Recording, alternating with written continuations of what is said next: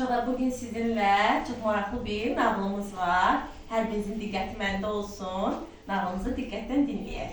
Hiləgər tülkü. Günlərin bir günü hiləgər tülkü Vəli dayının hininə girmək qərarını alır. Vəli dayının hinində bir xeyli toyuğu var idi. Amma hinin qapısından həmişə böyük bir qıfıl asılardı. Vəli dayı açarı cibindən çıxarıb, hinin qapısını açar, toyuqları yaxşıca dənləyib doyuzdurar, sonra qapını bağlayıb yenə açarları cibinə qoyardı. Hiləgər tülkü günlərlə düşünüb daşındı. Bu Vəli dayının cibindəki açarı necə əldə edib, toyuqları necə qaçırıb deyə fikirləşdi. Axırda ağlına bir hiləgərlik keçdi. Olsa mənə ancaq Siçan qardaş kömək edə bilər deyə düz Siçanın yanına yollandı. Qapını tak deyə vurdu. İçəridən nazik bir səslə kimdir deyə soruşdular. Tülkü, aç qapını Siçan qardaş, sənin dostun tülküdür. Çox gözəl bir xəbər var. Sənə çatdırmaq istəyirəm. Bilirsənmi, meşələr sultanı Aslan artıq qocalmışdı. Biraz əvvəl bütün heyvanlar bir yerə yığışdı. Qərara gəldilər ki, içimizdə ən cəsur, ən ağıllı kimdirsə, onu özümüzə padşah seçək. Balaca Siçan, yaxşı, bəs bu ən ağıllı, ən cəsur necə tapacaqsınız deyə soruşdu. Tülkü dedi, bunun üçün böyük bir yarış başladıq.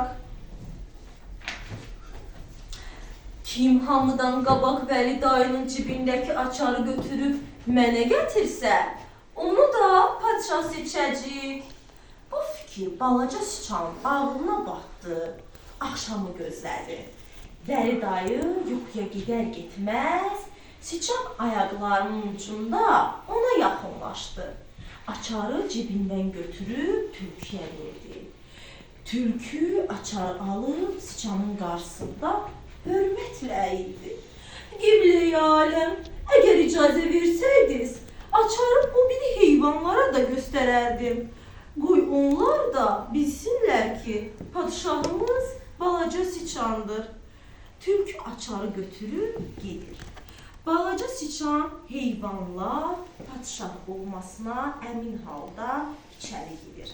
Oturacağa yayılıb yaypanır. Balaca Siçan nazik ayaqlarını bir-birinin üstünə aşırıb, əllərini ovuşdura fikirləşir. Görəsən özümə kimi nökər tutum? Axırda məstan pişiyi nökər götürmək qərarını alır.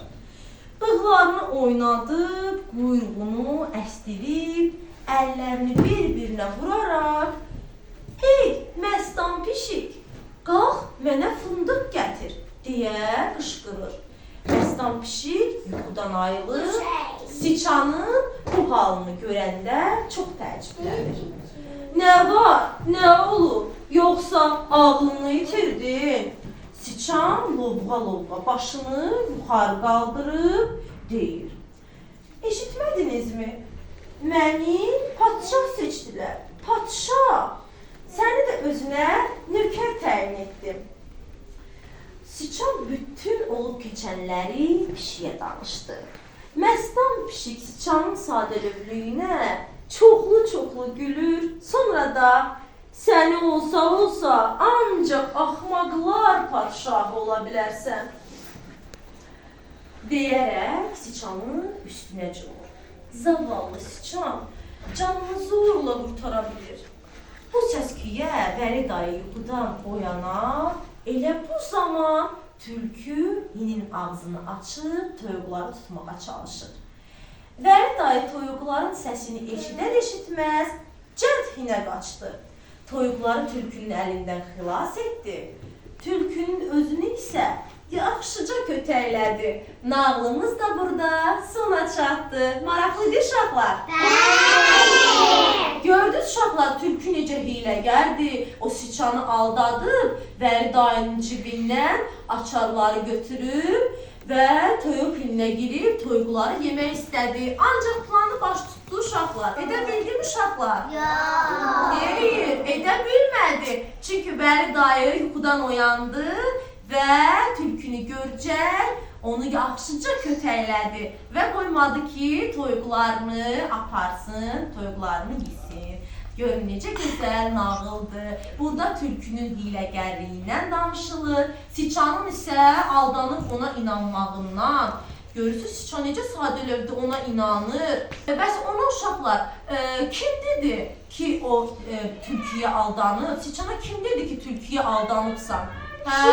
Pişik, afərin onura. Məstan dedi. Məstan dedi ki, səni olsa, axmaqlar padşahı elan eləyərlər.